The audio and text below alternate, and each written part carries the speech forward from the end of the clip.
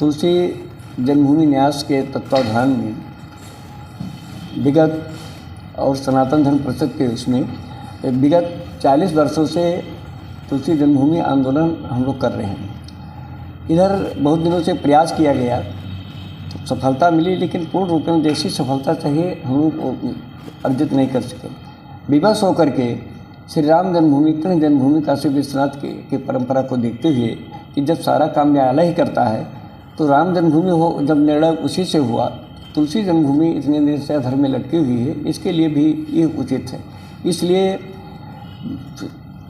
हम लोगों ने न्यायालय में भी इसको याचिका दायर कर दिया है और अगली तारीख 25 नवंबर को है। तुलसी जन्मभूमि जहाँ तक राजापुर बांदा आज के विषय में जो लोग श्रवण कर रहे हैं, मैं बता देना चाहता हूँ कि राजापुर बांदा तुलसी की जन्मभूमि नहीं है। मेन आधार राजापुर क्या है, वो राजापुर ही नहीं है। गोस्वामी तुलसीदास जी का जन्म संवत 1554 में हुआ। उस समय वो जो बांदा का राजापुर है उसका विक्रमपुर नाम था। संवत 1813 में विक्रमपुर को कटाकर हिंदू पथ ने राजापुर कराया। नंबर 1, बांदा का गजेटर काट रहा है कि ये भी तुलसी जन्मभूमि नहीं है। उसमें लिखा हुआ है, it is said that the famous poet saint Tulsidas, author of Ramcharitmanas, came to the jungle on the banks of the Jamuna where Rajapur now stands, जहाँ तुलसी ने प्रेयर मेडिटेशन किया। जब तुलसी केम तो पैदा कैसे हुई? और इतना नहीं, imperial gazetteer of India volume Calcutta कहता है कि according to tradition the town was founded by Tulsidas the celebrated author of the Ramayana. तो गोस्वामी तुलसीदास जी का राजापुर बांदा से कोई संबंध नहीं है, ना वहाँ सूकर खेत है, ना वहाँ तो तुलसी की कोई भी नहीं पांडुलिपि वहाँ की। 200 वर्ष से डॉक्टर भगीरथ मिश्र सागर विश्वविद्यालय के वाइस चांसलर थे, उसका कार्बन डेटिंग कराया, 200 वर्ष से नीचे का निकला। तो इस प्रकार से वहाँ पर कुछ भी नहीं। अब राजापुर गोंडा क्यों है? राजापुर सोकरखेत गोंडा में सबसे बड़ा तुलसी जन्मभूमि रूपी ताला को खोलने के लिए सोकरखेत ही वो कुंजी है जिससे खोली जा सकती है। गोस्वामी तुलसीदास जी ने रामचरितमानस के 30वें दोहे में संकेत किया है, मैं पुण्य निजगुर सुनी कथा सोकर खेत, समझी ने तस्बागपन तब अतिरहो अचेत। मैंने चेतावस्था में सोकर खेत में कथा सुनी। वो सोकर खेत कहाँ है? सरजू घाघरा संगम पसका सोकर खेत, जो अयोध्या से 36 के त्रय योजन है। अवत्य पसका सो प्रमाण, अयोध्या से 36 किलोमीटर पश्चिमोत्तर सोकर खेत है, जहाँ पर गुरु नरहर दास जी का आश्रम और तुलसीदास की जन्मभूमि राजापुर सोकर खेत गोंडा है। गोस्वामी तुलसीदास जी ने किसी भी नगर का उल्लेख न करके बहराइच का उल्लेख किया है।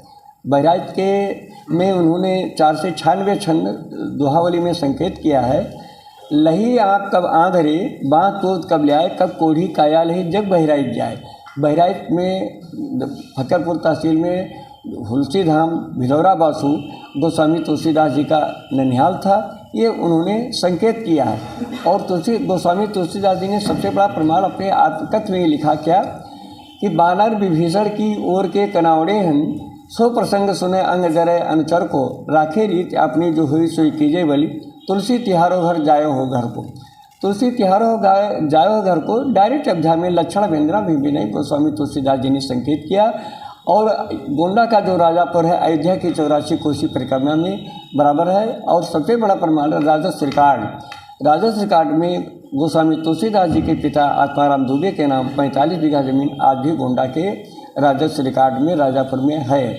और इसका एक मैंने कार्यक्रम कराया तो उसमें मालवीय सभागार लखनऊ विश्वविद्यालय के में हाई कोर्ट के जजों ने कहा कि सबसे बड़ा प्रमाण यह है कि कोई अपने माता पिता का श्राद्ध पिंडदान तर्पण नहीं करता है। गोंडा के राजापुर में दुबे लोग आज भी श्राद्ध पिंडदान तर्पण करते हैं।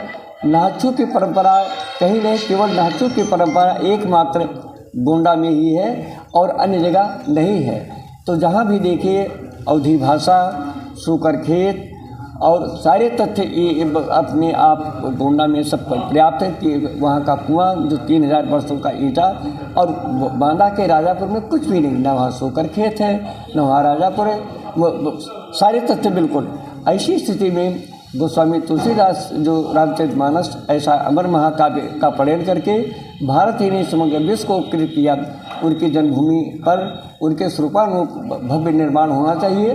भगवान श्री राम की जन्मभूमि का जब निर्माण हो गया तो इस प्रकार से तुलसी जन्मभूमि का भी निर्माण होना चाहिए।